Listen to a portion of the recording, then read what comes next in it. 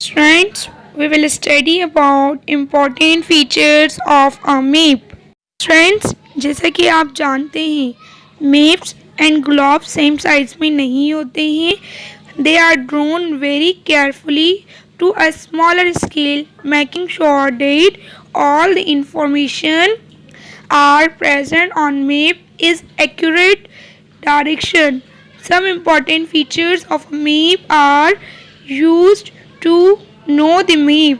They are scale, map title and key. Students, now know about map scale. Map scale refers to the relationship or ratio between distance on a map and corresponding distance on the ground. Students, जो map scales होते हैं simply हमें directions बताते हैं और उनके बीच का difference बताते हैं दो प्लेसेस के बीच में कि कितना डिफरेंस है. अगर मैं आपको एग्जांपल्स के थ्रू समझाऊं कि आपके घर का जो डिस्टेंस है वो स्कूल से कितना है, तो अगर आप उसको मैप पर अगर उसको डिटरमाइन करेंगे तो आप उस डिस्टेंस को मैप पर सेंटीमीटर में डिटरमाइन करते हैं हम डिस्टेंस. लेकिन अगर हम ग्राउंड पर अगर वो डिस्टेंस डिटरमाइन करते हैं, डिस्टेंस को जानते हैं, तो ग्राउंड पर हम उसके लिए सेंटीमीटर नहीं किलोमीटर का डिस्टेंस यूज़ करेंगे, किलोमीटर यूज़ किया जाएगा. For example, the way of your home to school is 5 kilometre. जो डिस्टेंस जो रोड का जो डिस्टेंस आ रहा है बीच में वो कितना डिस्टेंस है, for example 5 kilometre. Understood? So students, we use centimetre on the map and 1 kilometer on the ground. Using map is important when you are trying to determine the actual distance represented on a map. Simply students, जो map scale है हम उसको area के जो दरमियान जो distance है उसको मालूम करने के लिए मैप स्केल यूज़ करते हैं और इसको मैप स्केल कहा जाता है. Friends, now we will study about map title. Every map has a title which tells us what the map is about. For example, physical map tells us about the physical features of land. Political maps give the information about the borders of a country. Thematic map gives the information about climatic change. City guide map tells us where the places are present on landmark areas or city, and population map gives the information about the populated areas of a country or world. So students, there are so on maps which are giving the informations. So these map titles are used to tell about the map. Students, now we will study about key. जो map पर use किए जाते हैं, जो land areas को identify करते हैं, symbolize करते हैं मैप पर. स्टूडेंट्स, मैप पर स्मॉल सिंबल्स होते हैं जो स्मॉल पिक्चर्स की शेप में जो वर्ल्ड की को रिप्रेजेंट करते हैं, वर्ल्ड की थिंग्स को रिप्रेजेंट करते हैं. These symbols are shown in the key which explains what each symbol means. Friends, ये कुछ मैप की सिंबल्स हैं जो लैंड की एरियाज को रिप्रेजेंट करते हैं, जैसे bridge, capital city, road, lake, mountains, railroad, rivers are represented by these symbols. और फॉरेस्ट को ट्रीज से रिप्रेजेंट किया जाता है, एयरपोर्ट को एरोप्लेन से रिप्रेजेंट किया जाता है, and so on. Keys. Strands, without keys the symbol become difficult to read and so the map becomes useless. Students, now we will study about compass rose. Students, compass rose एक drawing है जो directions show करती है map पर. There are 4 directions which are main directions: north, south, east and west. Students, these directions are called cardinal directions. Between these directions are intermediate directions. What are these? North, east, southeast, southwest and north west. Strains जो cardinal directions हैं उनके बीच में जो directions present होती हैं वो उन directions को हम इंटरमीडिएट डायरेक्शंस कहते हैं. स्ट्रेंस कंपास एक इंस्ट्रूमेंट है जो डायरेक्शंस को फाइंड आउट करने के लिए यूज़ किया जाता है. इसमें मैग्नेटिक निडल लगी हुई होती है जो ऑलवेज कहाँ से हैंगिंग होती है? नॉर्थ साइड से, because of the gravitational force of the earth.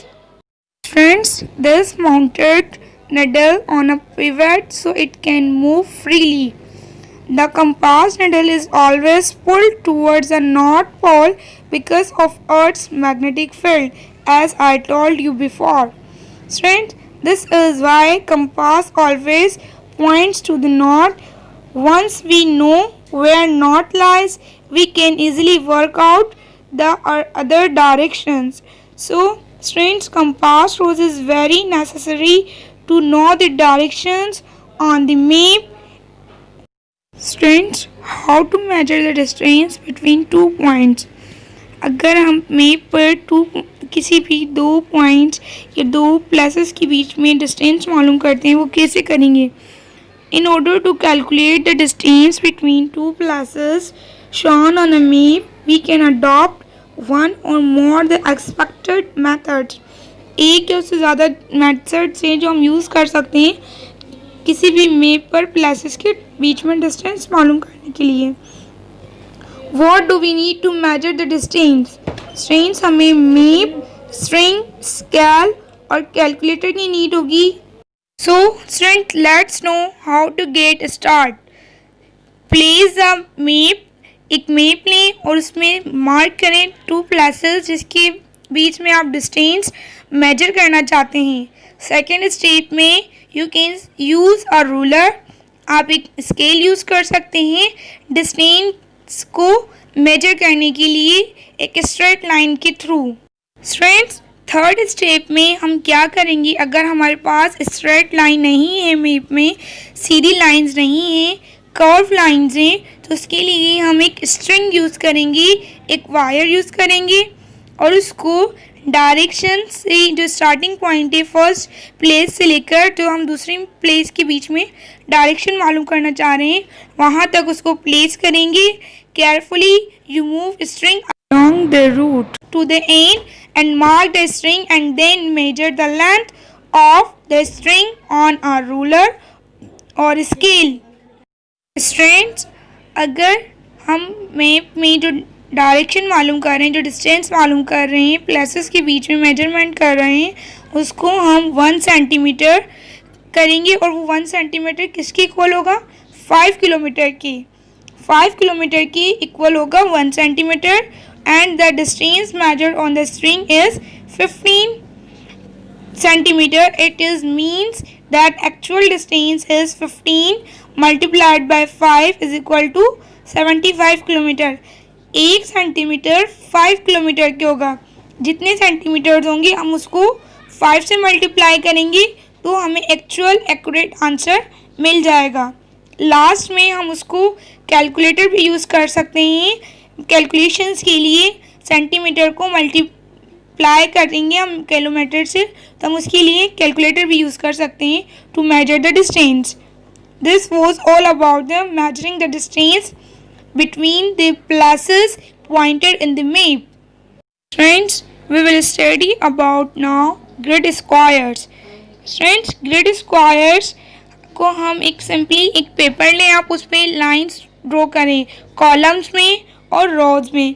Columns को आप मार्क करें एज अ लेटर्स ABCD और रोज को आप मार्क करें 1 2 3 नंबर्स में.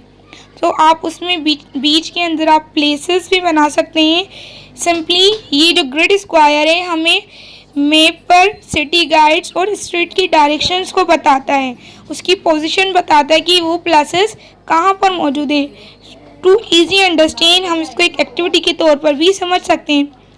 जैसा मैंने आपको बताया पेपर लिया, उसको रोज और कॉलम्स ड्रॉ की अल्फ़ाबेट्स और नंबर्स के साथ। फॉर एग्जाम्पल अगर हम स्टेशन की प्लेस मालूम करना चाहते हैं, डायरेक्शन मालूम करना चाहते हैं, तो स्टेशन मतलब अगर हम उसको कॉलम से देखेंगे तो वो कॉलम से कहाँ पर है, ए पर। आप अपने फिंगर्स को ड्रैग करें तो कॉलम ए पर स्टेशन, और रो में वो कौन से नंबर पर आ रहा है, नंबर 5। तो इसकी जो स्टेशन की जो प्लेस है, सेक्शन है, वो A5 पर है। इसी 3 की डायरेक्शन मालूम करेंगे तो वो कॉलम I और जो उसकी रो है वो 2 है, तो I2 पर 3 प्रेजेंट है। ऐसे ही हाउस प्रेजेंट है कॉलम F और रो 7, तो F7 इसकी डायरेक्शन हो गई हाउस की। Friends, this is your assignment. Do it after watching the video.